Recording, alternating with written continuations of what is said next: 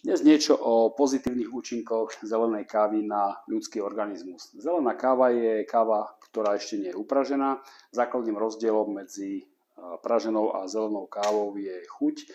Praženie je zodpovedné za tú chuť, ktorú u kávy poznáme, aj za tú arómu. Zelená káva obsahuje kyselinu chlorogenovú, ktorá sa pražením rozkladá a pražená káva obsahuje minimum alebo skoro žiadnu kyselinu chlorogenovú. Prečo o tejto kyseline hovorím je to, že je to veľmi silný prírodný antioxidant, ktorý pomáha pri redukcii hmotnosti, upravuje nám hladinu cukru v krvi, takisto aj hladinu tukov v krvi, znižuje zápaly, upravuje cholesterol, takže myslím si, že veľmi priaznivé pre ľudský organizmus.